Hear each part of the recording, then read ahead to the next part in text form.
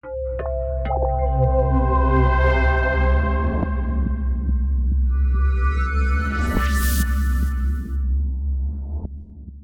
everybody, thanks for watching.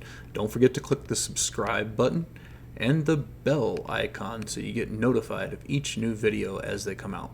Hey everybody, I'm JJ Johnson. You're watching Reality Survival. So today we are going to be talking about the top 10 tips for sanitation after SHTF.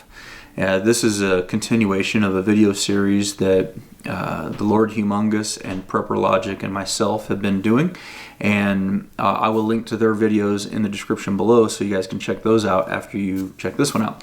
And basically what we're doing is we're kind of just coming up with a topic, a video topic, and not telling each other what we're going to say or anything like that. We just make the video, and then everybody can kind of look at it and compare and see what we came up with and kind of see how things differ a little bit, The Lord Humongous is down in Vegas in kind of in a desert environment. I'm up here in Cheyenne, and the two of us are kind of more along the lines of the bug-in kind of mentality. And then you have Che from Prepper Logic. He's more in a kind of an urban area, and he's more into the bug-out mindset. So it's kind of an interesting combination to see the differences between the three of us and all that. And I'd recommend you guys check out their videos. So anyway, for this one, for the sake of discussion, and I've got some notes down here, so I'm going to try to be kind of going off that so I can get through it as quick as possible, but this is going to be a longer video. Sanitation is a hugely important thing, so there's a lot of stuff that I wanted to cover in this. I've been wanting to do a video on this topic for quite a while.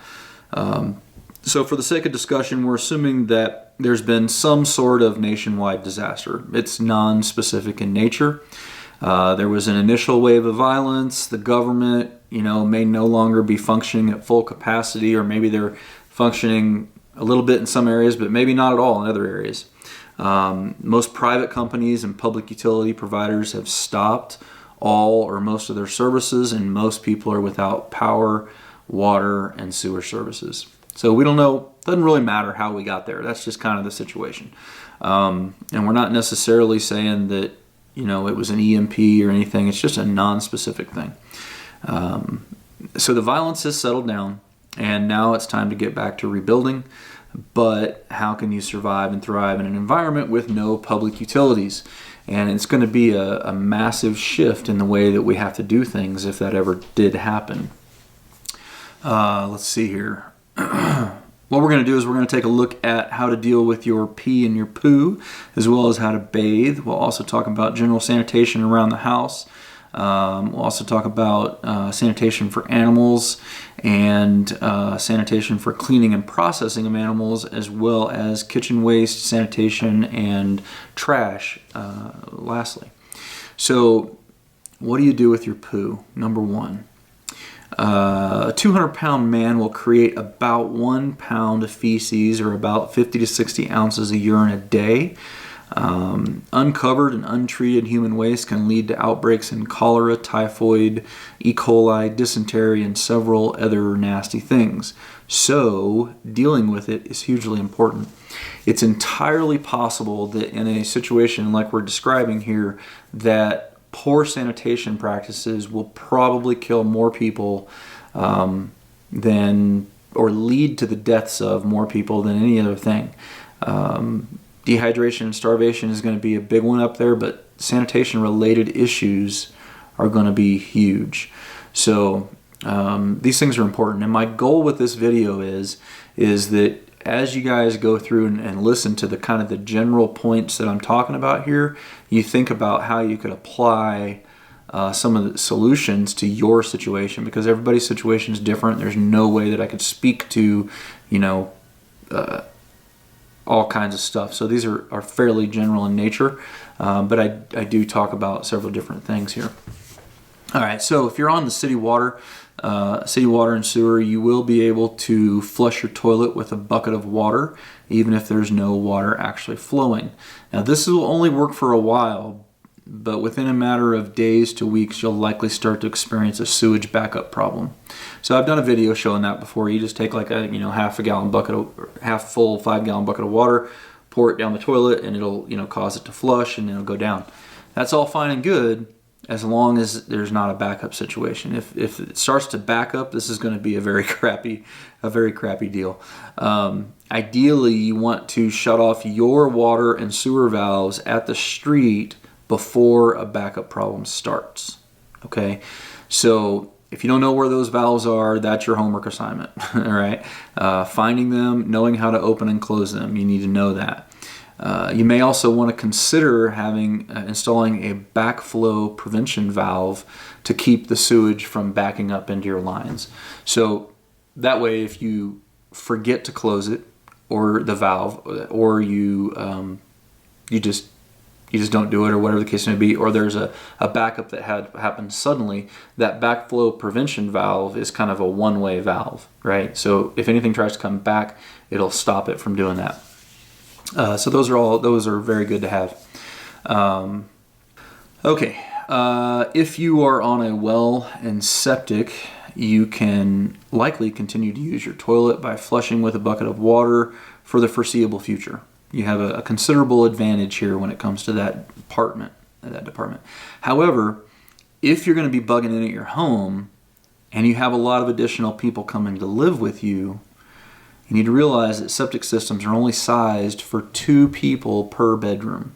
Okay, so let's just say that means that if you originally had a 4-bedroom house and it was built to continually support roughly 8 people, and you could probably do that for a couple of years. If you were running right at that capacity level of 8, then you may need to add some of those that bacteria that helps to eat the stuff down, or you may need to pump it out, or something along those lines at some point. But you should be able to run for a while.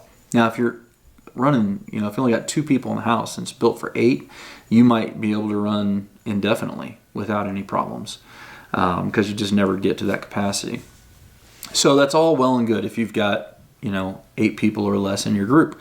But if you have more people than what the capacity of the holding tank is in your house, then you might need to consider, putting in an outhouse or a latrine pit, something along those lines. We'll talk about that in a second.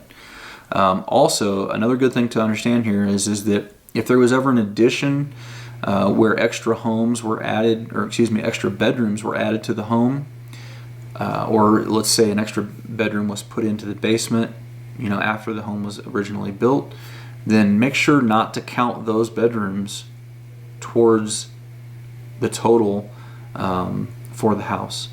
So for example, if the home was built as a 3-bedroom home and then somebody added a 4th bedroom in the basement later, the septic system is most likely not going to be built for 8 people. It's only going to be built for 6. So that's important, because most people don't upgrade their septic system whenever they add a bedroom to the house. So just to kind of give you an idea of what your system may support, that's just a general rule that you could kind of take a look at. Okay, so there's the temporary bag method that you could use to deal with your poo also. And this is a fairly easy but a kind of more of a short-term situation, and that's where, if the water's off, you drain your toilet bowl, put in like 2 layers of trash bags into the bowl, put the lids down, you sit down, you do your duty, put in some kitty litter or sand or something along those lines, maybe a little bit of bleach solution, and then I would probably put your toilet paper into another bag. Whenever the bowl is full, take it outside somewhere, either burn it, bury it, or compost it, whatever you're going to do with it. And you can also just use a 5-gallon bucket like the luggable loo as well, in this kind of a configuration. The issue with doing this is that eventually you're going to stuff's going to start piling up, right? So you're going to have to come up with some sort of a longer term solution, because remember, the idea here was that we're through all the nonsense and the violence, and now it's going to be a longer period of time that we're going to have to deal with this. So that is why you're going to want to consider an outhouse, and that's number 2 on the list here. So building a latrine pit or an outhouse in your backyard is probably the best long-term solution for most people in most circumstances. First, you're going to want to locate a place that's downwind from your main living structure, if possible, at least 200 feet from water sources. If you, for whatever reason, have to be closer, you just want to try to be as far away from the water as you can, because getting feces into water supply is exactly how like cholera and E. coli and all those kind of things start. So you really want to avoid that.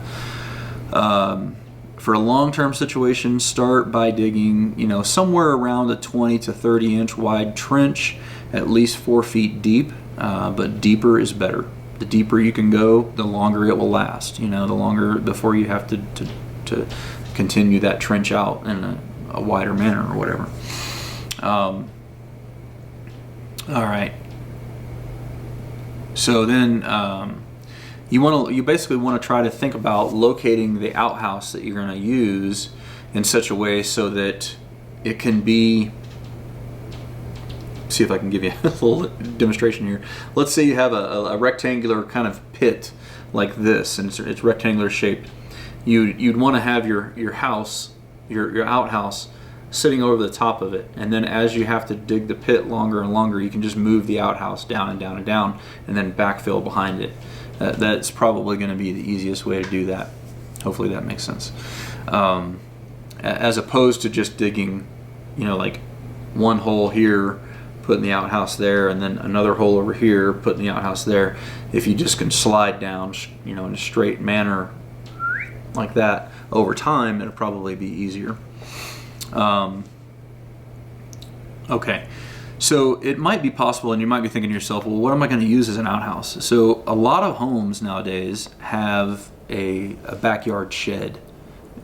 You put your lawnmower in it, you put your wheelbarrow and stuff back there and all that kind of thing. A lot of people have those kinds of little things. Well, those are really good pre-built outhouses that you could use. And basically, you're just going to want to put the shed on some 4x4 or 6x6 skids. So you raise the shed up off the ground, you put it on some skids. Should be fairly easy to do. And that way you tie a rope to the front of the two skids. You and a couple buddies can grab a hold of it and just pull it down, every 4 to 6 feet or so as you need to go. So you place the shed over the slit trench that you dug. You cut a hole in the bottom of the floor in the shed. And then all you got to do is build a little bench in there, or you could set a bucket over the hole, or whatever you want to do, however you want to do it. And so that's going to be a fairly easy way for most people to establish an outhouse on their property. Okay. All right. Ideally, you also want to try to separate your pee from your poo. It's meaning that it's better to separate. It's better to pee in one hole and poop in another one. Okay, and the reason you want to do this is because that helps to keep the smell down significantly. This smell generally comes from when the surface of the poo is wet and it evaporates and it's coming out and everybody's smelling it. So if you separate the two, you can dramatically lower the impact on your nose by keeping them separate. Okay, so let's see here. That'll help keep the smell down. About once a week you can throw in some peat moss. That's probably the best if you're going to use the poo for composting. Some people will be okay with that, other people won't. It just depends on what you want to do. You can also add a thin layer of lime or wood ash to keep down the smell as well. If you only have space for one hole and you can't make an elongated slit trench, you can also burn off the poo, like using diesel fuel, but that can be pretty difficult. Diesel fuel can be pretty difficult to light. It also, might be an issue that would attract attention because it's going to be pretty black, thick smoke that's going to come up and all that kind of thing. So you may not want to do that if possible. But here's the good news: is that a 4 foot by 2 foot by 4 foot trench will likely last you at least a couple of months, depending on how much you go and how many people are at your group and all that kind of stuff. But, for a family of 4, it's probably going to last maybe even several months. If you're in an area with a high, this is kind of an important thing. If you're in an area with a high groundwater table, like Florida, or Louisiana or something like that, instead of digging a pit, you could just use a metal 55-gallon drum cut in half. And once it gets close to being full, then you can pull it out, burn it off, and or put the stuff into the compost pile or whatever. And in that case, you just cut off a 55-gallon drum, about in the middle, build a bench over the top of it, do your duty on, in there, and that's it. Okay, so another option to an outhouse is just a traditional porta potty, and I'll put a link to some from to a Polygon down in the description below. The cost on these is about $650, and it could be set up so that you could drain right into the pit in your backyard. Now, you'd have to figure out where you're going to put it in the meantime, because it might look kind of silly to have a toilet in your backyard or whatever. But if you have a property with a barn or something along those lines, you could store it in there. And it would just be a fairly easy way, to pull it out and have an outhouse ready to go. And they're not terribly expensive, like I said, $650. It's quite a bit, but it's not terrible. Okay. The other good options that there are, and these are pretty interesting. I'm just learning about these. I'm not an expert on these yet. Anybody has any experience with these, I would be interested in your comments in the section below, and that is composting toilets. You can get a Nature's Head composting toilet on Amazon, and I'll put a link down in the description below, for about $940. And I think you can get some other like Sea Head and Airhead. There's a couple of different kinds for somewhere around that same price range. So a composting toilet is kind of a favorite with like tiny house owners, RVers, people who are living off grid, because it uses no water and it creates compost for you to use in the garden. The biggest issue with these is capacity. If you have 8 to 12 people living in your home, you're likely going to need 3 or 4 of these toilets in order for them, to be able to handle all that capacity and create compost and all that kind of stuff. So I think that might not be the most cost-effective way if you're going to have a large group, but for a smaller group, it might be pretty good. Additionally, you'll also need to have a good supply of peat moss or other bulking material to add as the toilet fills up. But peat moss is fairly cheap. You can buy like 40-pound bales of it for around 10 or 12 bucks, and I think they said one bale would last 2 people for about a year, so it lasts for quite a while. If you're in an apartment, this is an interesting option for people in an apartment. Composting toilets may be the best alternative for you. However, you are probably going to need to consider relocation, because sewers will likely back up at some point, and that is going to make living in an apartment very difficult. So, if you're stuck in an apartment and you think that you're going to have to try to ride it out because of maybe physical mobility issues or you're elderly or something along those lines, you might want to consider a composting toilet, because it may allow you to stay in your place a little bit longer. But, if they don't get that valve shut off, if the apartment maintenance people or whatever the case may be, if somebody doesn't shut off those valves, you are going to start experiencing a backup problem, and it's going to make living in those tight conditions very, very difficult. So you need to think about some alternative plans. Okay, so I said earlier that you need to separate your pee and poo. So right now we're going to talk about a urinal pit. You might not need to do a urinal pit. Let me just say this. If you're in a remote area, a rural area, you can just go outside somewhere, get far enough away from the house and pee. It's no big deal.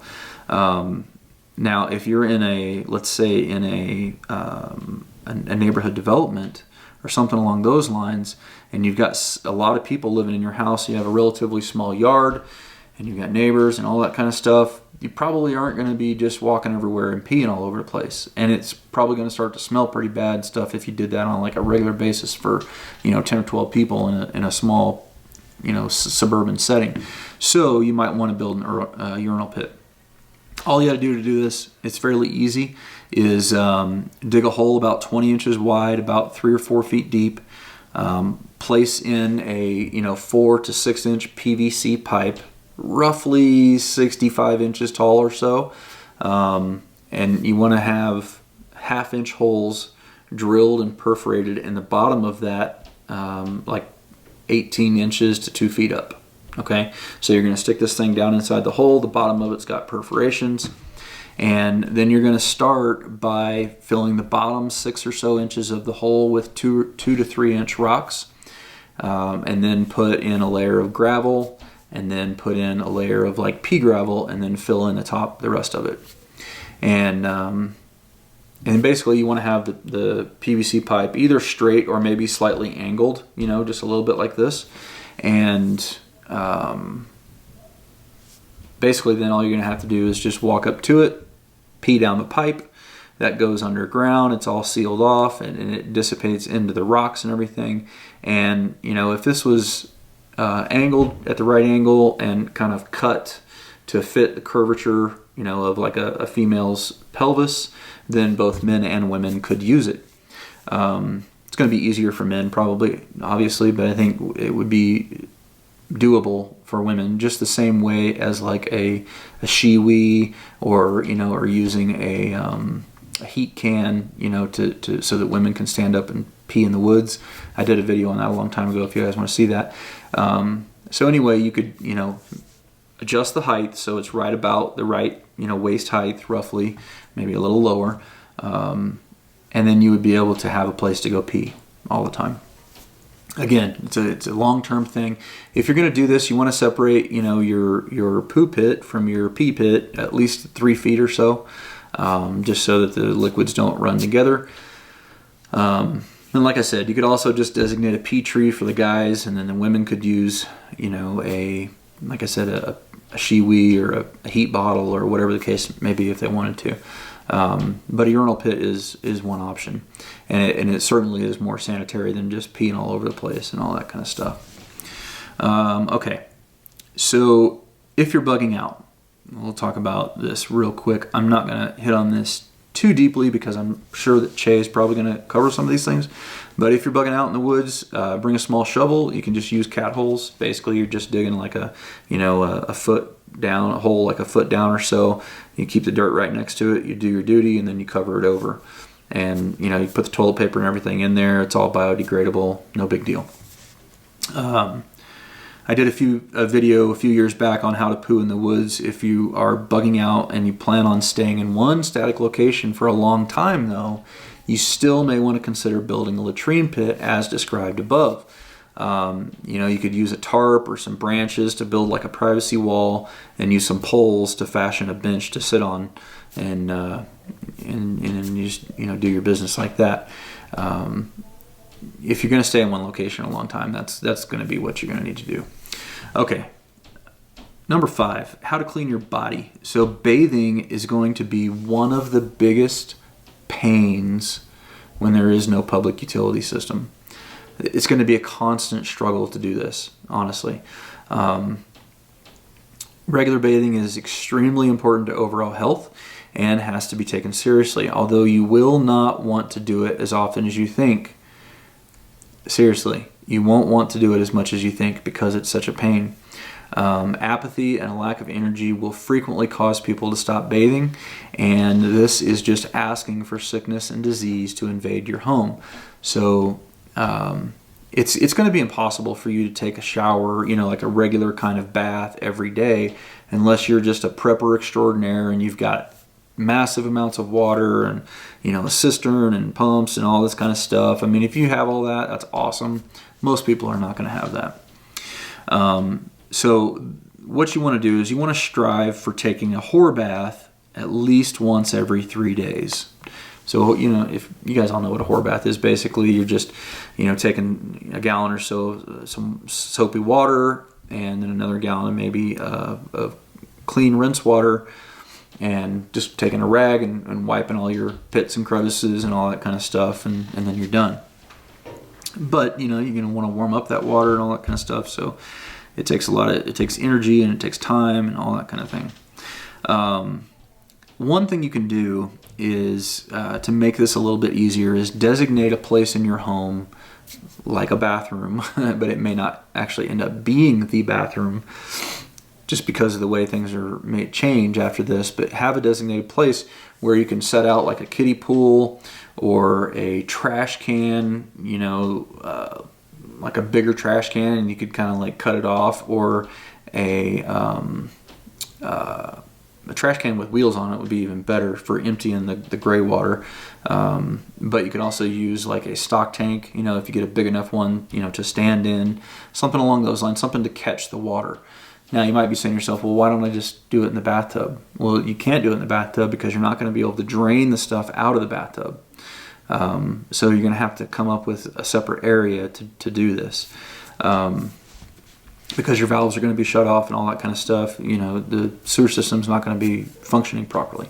Now, if you have a septic system, you could use your regular bathroom. So I hope I made that clear. So septic system, it should be fine. You can use your regular bathtub or shower or whatever the case may be. The water will drain in the septic system. It's no problem.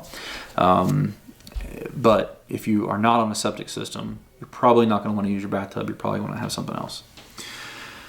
Yeah, basically, like I said, you just warm up a couple of gallons of water, have one of them, have some soap if you need, and a cloth, get everything soaked up.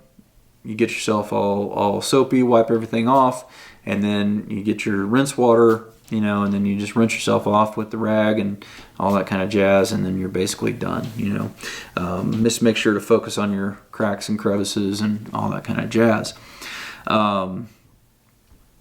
Let's see here. You can do it with just a rag, but it's a lot easier if you've ever had to do these for any length of time, which I have had multiple times to training. It's a lot easier if you have some way or place to stand so that you can use water a little bit more liberally. You can get a lot cleaner and you feel fresher and all that kind of stuff. And if it's not wintertime, you might be able to just put a pallet outside or something and just stand on top of a pallet and let the water run away, if you want to. But catching the water will probably be something that you'll want to do, because you probably want to, you could take and run that through like a 5-gallon bucket sand filter, and then, dump it on your garden. Or if you're using, like camp suds or something that's biodegradable for your soap, then you can just basically take it straight from there and put it into the garden or whatever, and it's not going to really hurt anything. The point there is that getting water, procuring it, and getting it to your home is a huge pain, and so you want to use it for as much as you can, so that you don't have to continue to make these runs to get water, So if you use it for bathing, then, maybe, like I said, you might need to run it through a sand filter if you're not using biodegradable soap. If you are, then you just take that gray water, put it on your garden or something along those lines. Try to figure out ways to use it. Okay.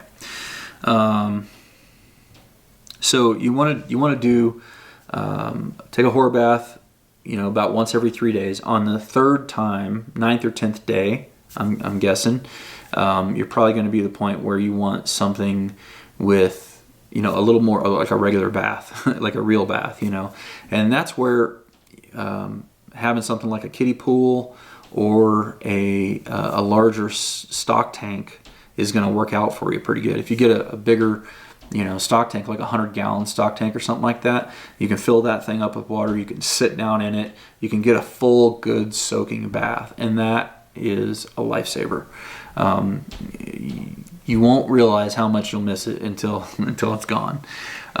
So then, like I said, roughly every 10 days or so, you're going to have to come up with, maybe 25 or 30 gallons of water or something like that. So it's logistically a hassle, and that's why you can't do it like every day. It's just not possible. It's not feasible to really do that. So here's the thing. Here's the gross part about this. You're not going to have the ability to refill it after each person takes a bath. Okay, so what you want to do is you want to have the cleanest person go first, you know, and then the next cleanest, and then the next cleanest, and the water's getting dirtier as you go. Then you have the dirtiest person go last, or the stinkiest person, whatever you want to look at. If you've got the ability and the resources to have, you know, to get water and heat it up so that each person can take their own bath, sure, go ahead and do that. If you've got a close by water source or something along those lines, you know, if you're set up to heat up 10, 15 gallons of water at once, you know, that might be fine. But you're going to find that it's going to consume a vast amount of resources heating up that much water. And so you might just end up preferring going cleanest to dirtiest, you know, every, 10 days or so, or something along those lines. Again, you can also use the gray water from bathing for flushing toilets if you're on a septic system too. So, think about keeping that stuff and using it however you can. Okay, next point here. I told you this one's going to be a long one, man. Number 6 is gravity-fed shower.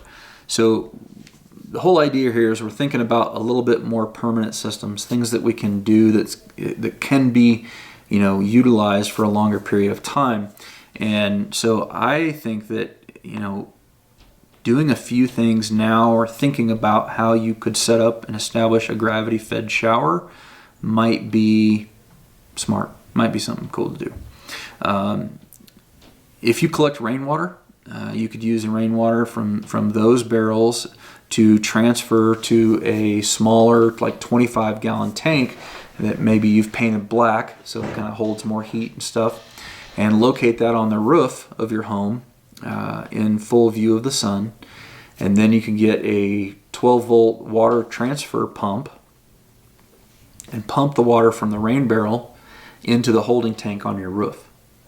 And then from that point, you're going to run some PVC piping down to your shower area, maybe get a couple of adapters so you can put a shower head on it, and then have an on-off ball valve so you can turn that water on and off. So, that wherever your shower area is established. So again, it might not be, if you're not on a septic system, it might not be in your bathtub. Maybe it's underneath your back porch or whatever. I don't know. But you would run the piping in such a way that it goes to the area where you want it to drain. If you're on a septic system, it could just be right to your current shower, and it wouldn't be any big deal. But a 25-gallon tank, something along those lines, you can pick them up off Facebook Marketplace. I just bought one the other day, and that's my intention for it, is if I ever needed to, I could take that, I could put it up on my roof. I got a 12-volt transfer pump coming from Amazon. It's only like 1/10 of a horsepower, so it doesn't use a whole lot of energy. I could run it off of the Energy Kodiak, and or I could just run it off of an inverter, or off of just a deep cycle marine battery, from a car, from whatever. Basically, transfers that water up there. I use gravity for the the feed coming down, and it makes things more normal. And it's going to be pretty nice. I mean, out of 25 gallons, you'd probably be able to get at least 2 people, maybe 3 people, through a shower. And it's a fairly simple kind of thing to do. It's going to make life seem so much better. And during the wintertime, you're probably still going to have to heat up the water, but you could take the large pot. Say I showed you that video a while back on having large stainless steel pots so that you can heat up water, and you could just put the suction from the 12-volt pump in there, pump that hot water up into the tank, and then go ahead and use it. And that way you have some hot water. There's probably other things that you can fix up too. You can look at like a rocket stove kind of water heaters and different things. There's a lot of stuff you could do. But this is a fairly simple system that I'm kind of talking about. And in the summertime, if your tank gets hot enough, you may not have to even, heat the water up, especially if you live in a more southern area or whatever. So something along those lines, thinking about how you can set yourself up to be able to create something like that is probably going to be, it's going to put you miles and miles ahead of other people.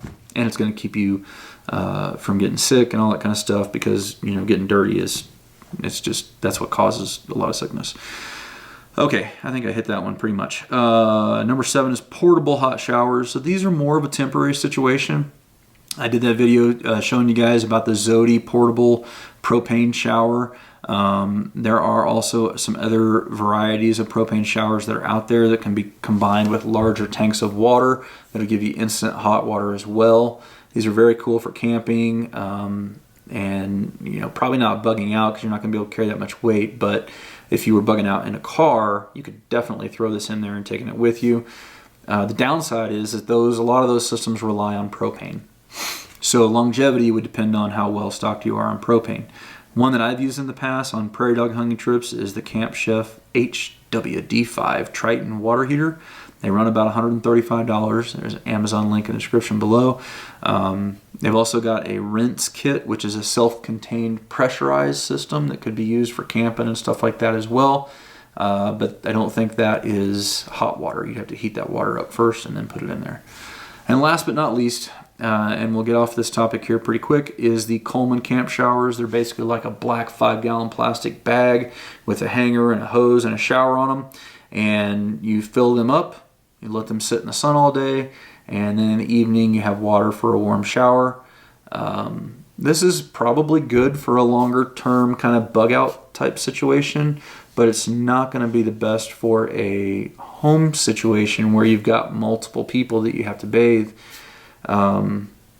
because you probably would need to have a lot of those in order to do that, because you're only going to really get like one person per bag for the most part. So you'd have to have 8 or 10 of those Coleman bags sitting out in the sun all day or whatever, and if you were going to all shower on the same day. And it might be a good idea to rotate, 3 people shower today, 3 people shower 2 days later, whatever, something along those lines, just to distribute the workload a little bit. Okay, so I will say this: if you're going to bug out, you're going to need to take a whore bath frequently. You're going to get dirty, more dirty probably than if you were staying in a bug-in location. Just the nature of being outside all the time and all that. This is going to be difficult to do in the winter, but it still needs to be done. Warming up large pots of water over the fire is best if you had the foresight to pre-locate these pots at your location.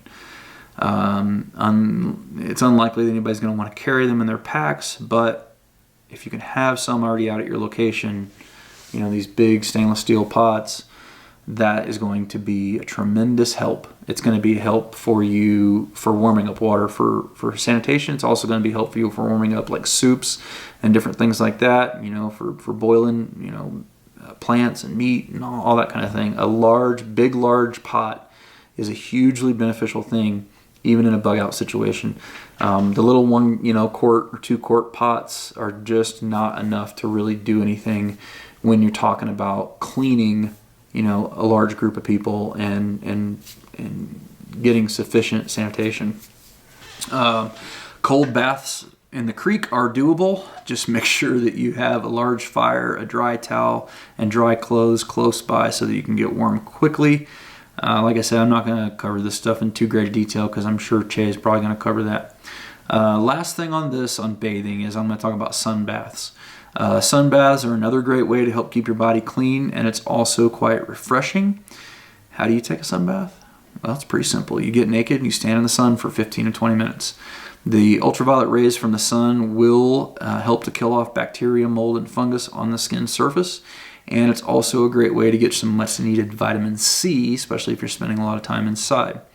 Obviously, you need to make sure to consider security when doing this. You don't just want to run around the countryside naked with your arms waving in the air. Okay, number 12, sanitation around the house. If you have multiple additional people living in your home as a part of your bug-in group, you are going to want to impose strict rules about only eating in the kitchen and dining area. This is going to be important. It's going to be very tempting for people to want to eat in their rooms and in the living room and all that kind of stuff. However, you don't want to let this happen. Keeping everything contained to the kitchen is going to help keep down the number of insects and rodents from being attracted to the home. even with this rule, you're still going to want to do a thorough top to bottom clean of the home at least once a month. And I'm talking about a serious, thorough clean. You would be really, really surprised on when bad situations happen and people are depressed and they're going through a lot of stress and all that kind of stuff, how grubby and nasty they can get in a really quick way, okay?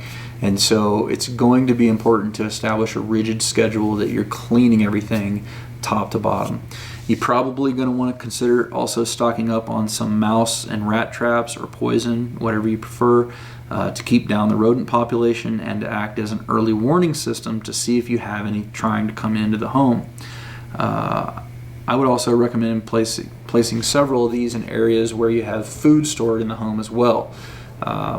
Last but not least, make sure to open the windows and air out the home as frequently as possible because it will start getting funky in there, okay?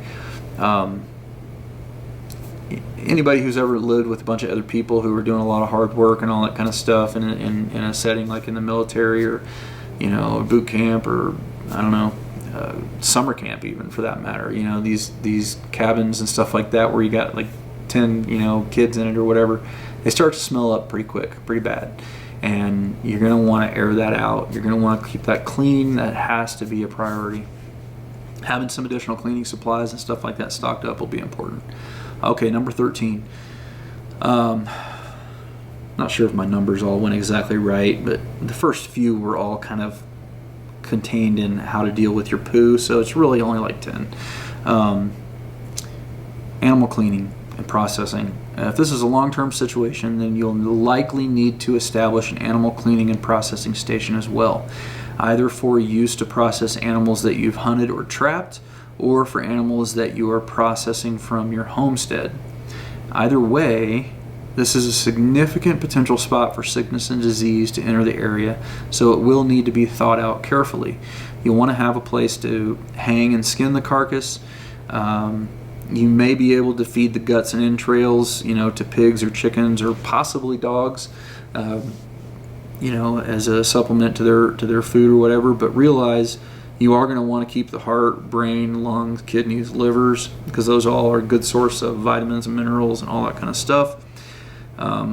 Personally, I don't like internal organs, but in a survival situation, we would be eating them. You can also use the intestines from some animals for sausage casings as well, but rinsing them out is tedious and time consuming, and you have to be thorough with it. Be careful because this can also unnecessarily expose you to the animal's excrement, and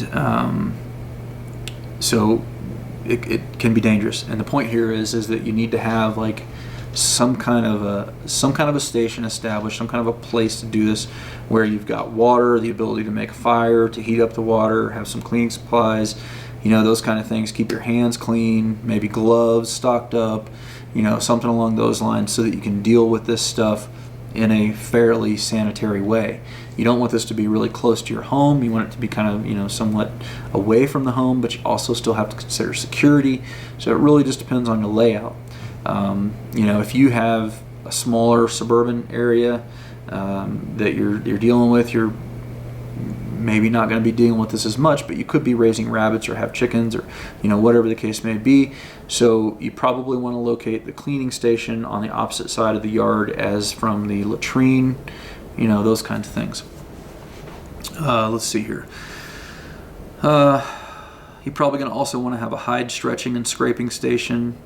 You also want to have a good sized butcher block for cutting up the meat into portion sizes or into smaller pieces to be smoked, dried, or salted, etc. Ideally, you're also going to want to have running water, like a gravity fed system or something, at that location as well, if you can do that. Being able to keep the butcher block clean and rinse the meat off as it's being processed is helpful.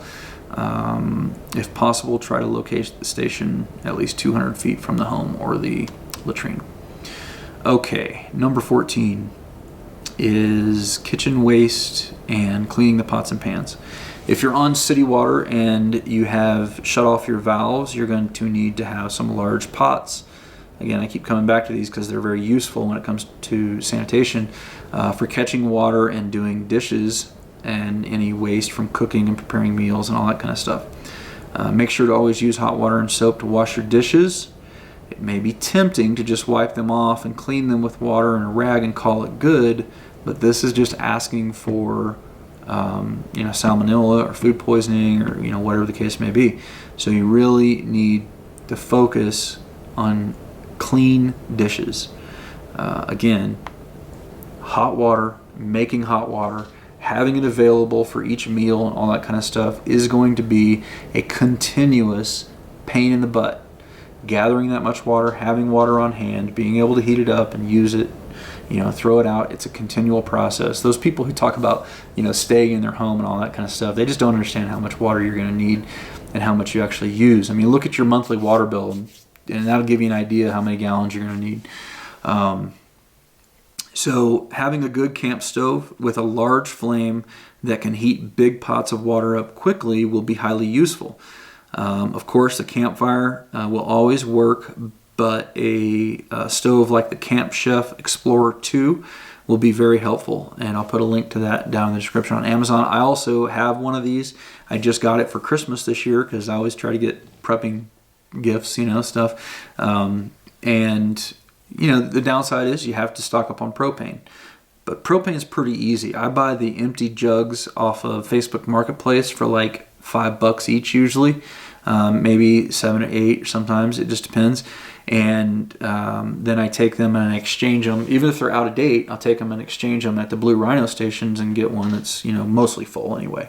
And the thing about propane is it keeps forever. So I have probably 10 or 12 probably of the 20-pound ones, up there, and that's going to last quite a while. I also have a 1,000-gallon propane tank, which I could replumb to have a wet valve so that I could just run it off of that too, since it probably wouldn't be working with my furnace anymore. Okay, so there is some downsides to that. But like I said, propane lasts a long time. It's fairly easy to stock. And like I mentioned earlier, using biodegradable camp suds is a good idea.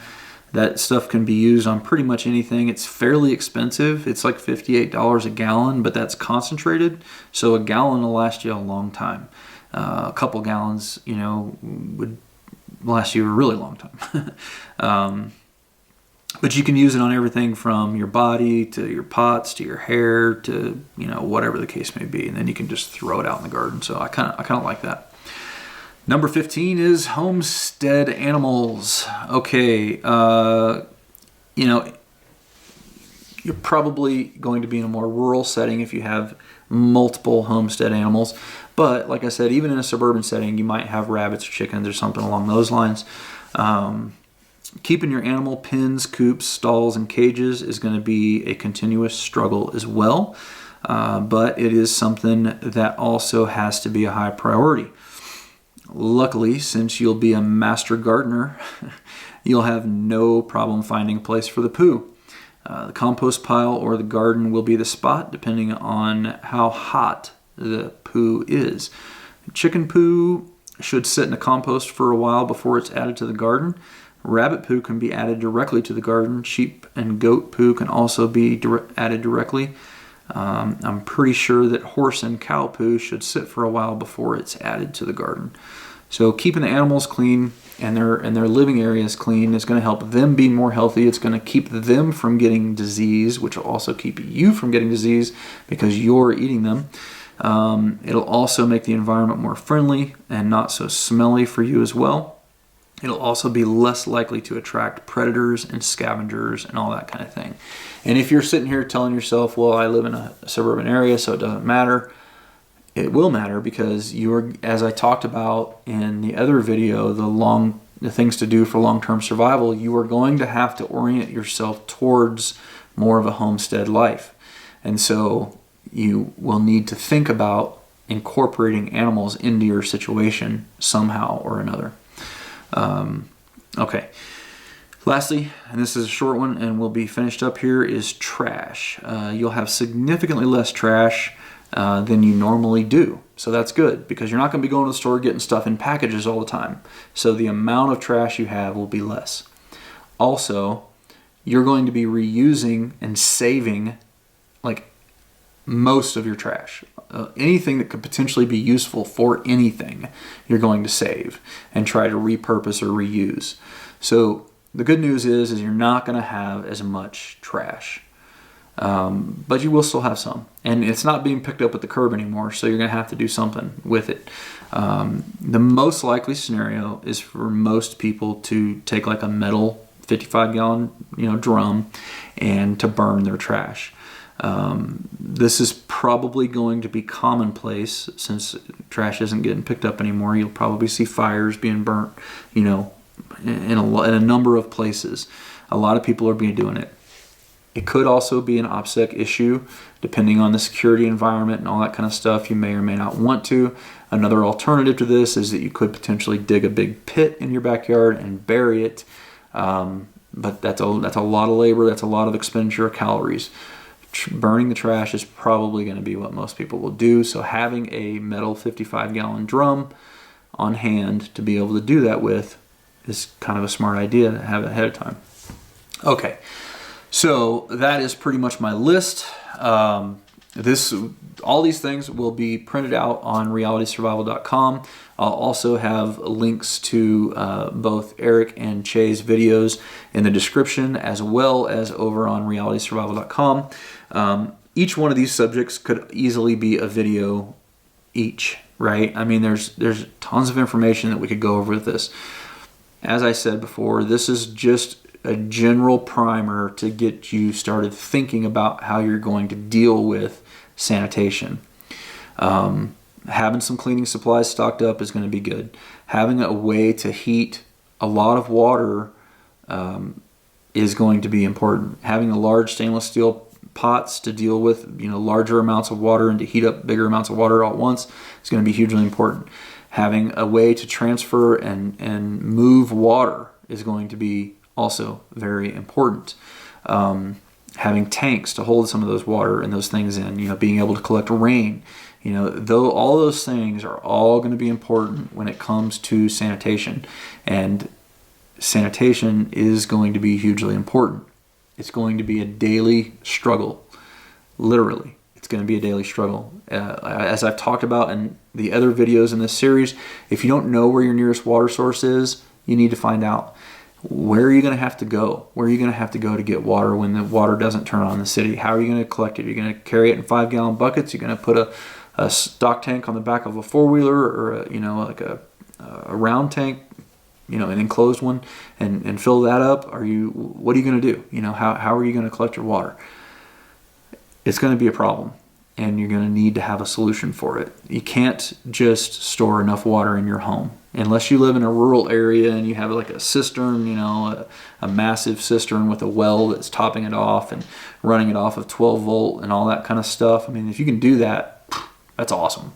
And that's the setup right there, right? If you can run a solar panel system and have a well that'll run off of a solar panel and then hook that into a cistern, and you're on a septic system, dude, you're miles ahead of everybody else.